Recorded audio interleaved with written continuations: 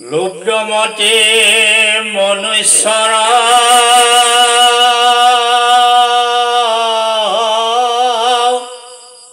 হৰি কীৰ্তনত পৰে নাহিকে ৰহস্য ভিতৰৰ আদশা পৰিহৰি মাধৱক মনে ধৰি হৰিৰ কীৰ্তন কৰা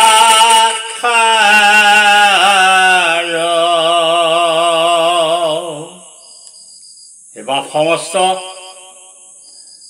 মানুহৰ মন অতি লোভাকৃষ্ট পুত্ৰ ভাৰ্যা মান সন্মান ঐশ্বৰ্য বিভূতি আদিৰ লোভে মানুহক সদায় জৰ্জৰিত কৰি ৰাখে। এই সকলোবোৰতকৈ ধন বা বিত্তৰ লোভেই আটাইতকৈ বেছি। ল'ৰাকালৰ পৰা মৃত্যুৰ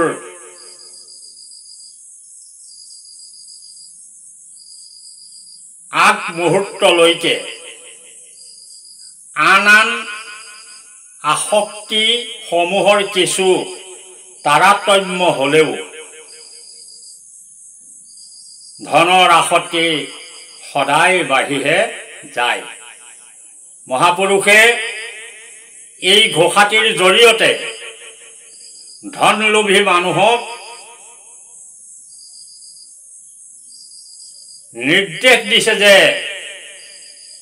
পৃথিৱীত উপাৰ্জন কৰা সকলো ধনেই অনিত্য আৰু বিনাশী। কিছুকালৰ বাবে সেই ধন উপভোগ কৰিলেও সময়ত সেই ধন শেষ হৈ যায় নাইবা কেতিয়াবা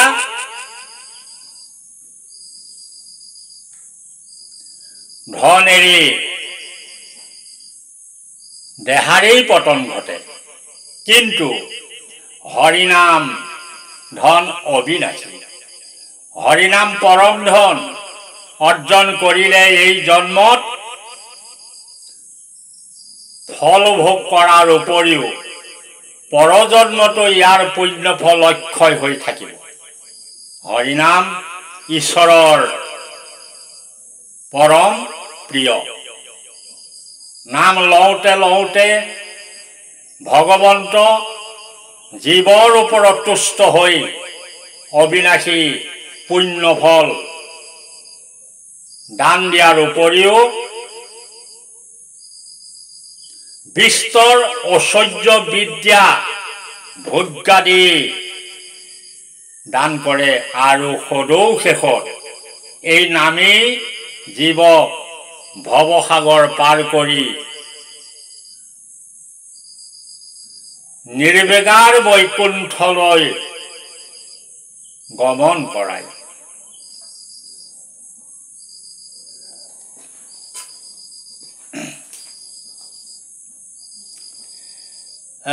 শ্ৰৱণ কীৰ্তন কৰি বৈকুণ্ঠ যায় ধৰ্মই অৰ্থ কাম মোক্ষ সবে আতে পায়। মহাপুৰুষ গুৰুজনাই কীৰ্তনৰ লীলামালা অধ্যায়ত প্ৰকাশ কৰিছে। নামত বাহিৰে হৰিক সন্তোষিত কৰাৰ আন কোনো উপায় নাই। যাৰ প্ৰতি হৰি সন্তোষিত হয় তাৰ দুৰ্লভ একোৱেই নাই। লক্ষ্মীপতি ভগৱন্ত যাহাৰ প্ৰসন্ন ভৈলা তাহাৰ দুৰ্লভ কিছু নাই। এই ঘোষাভাষীৰ জৰিয়তে মহাপুৰুষে কলিযুগৰ অৰ্থলোভী মানুহক বিনাশী ধন উৎপাদিত ৰত নাথাকি অবিনাশী সৰ্বকাম সিদ্ধিদাতা হৰিনাম ধনহে উপাৰ্জন কৰিবলৈ নিৰ্দেশ জাৰি কৰিছে। এইবাৰ সমস্ত আমি এখন প্ৰকাণ্ড বজাৰত আজি আবিৰ্ভাৱ হৈছোঁ। যিহেতু আমি মানুহ, চাৰিমুঠি জীৱৰ ভিতৰত শ্ৰেষ্ঠ জীৱটোৱেই হৈছে মানৱ জীৱন। আমি যদি মানৱ জীৱনতেই নাম সাধন কৰি উপৰিকুল ভৱিষ্যত উদ্ধাৰৰ কৰ্ম নকৰোঁ আৰু আমি জীৱনত ইয়াৰ শুদ্ধ পথ বাছি ল'ব নোৱাৰিম। শুনা পৰমাৰ্থ তত্ত্ব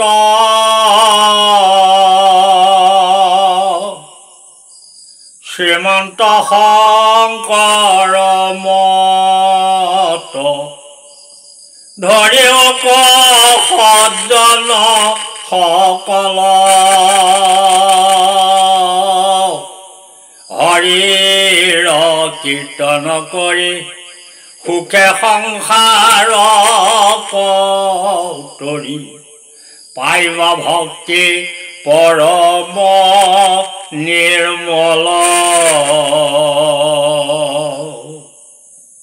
মহাপুৰুষ শ্ৰীমন্ত শংকৰ গুৰুৱে প্ৰদৰ্শন কৰা পথেই জীৱৰ ঈশ্বৰ ভক্তিৰ একমাত্ৰ সুগম পথ আৰু তেওঁ প্ৰচাৰ কৰা অৰ্থ মতেই এক নাম পৰমাৰ্থ তত্ত্ব বুলি ঘোষণা কৰিছে। তাৰ বাদে বিশ্বৰ যিমান ধৰ্ম আছে সকলো ধৰ্মই নামতেই শৰণ লৈছে।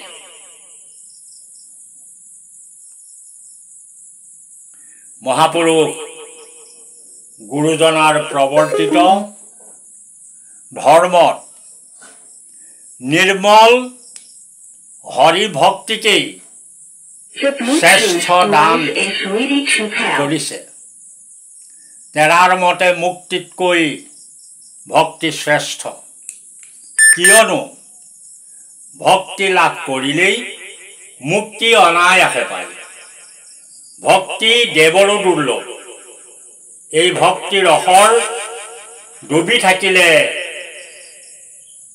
সংসাৰৰ সকলো দুখ কষ্ট জ্বালা যন্ত্ৰণা শোক তাপ পাহৰি জীৱই পৰমানন্দ সুখ লাভ কৰে আৰু দেহান্তৰৰ বেলা সেই ভক্তিয়েই অনায়াসে মুক্তি দান কৰে।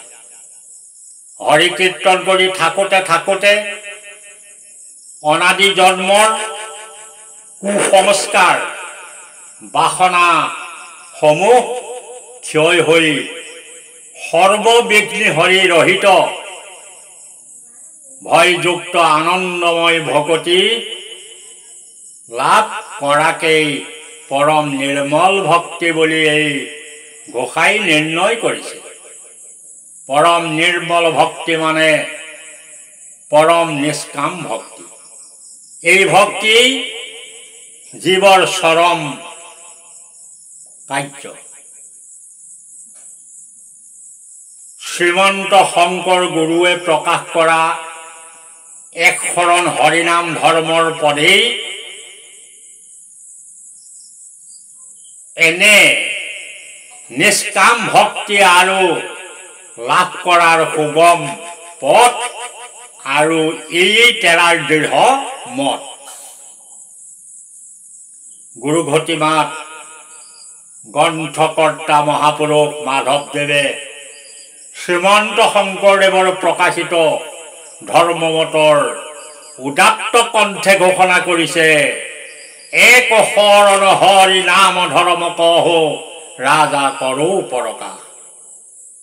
অৰ্থাৎ সকলো ধৰ্মৰ ওপৰত এক শৰণ হৰিনাম ধৰ্মই ৰাজা ধৰ্ম। একশৰণ মানে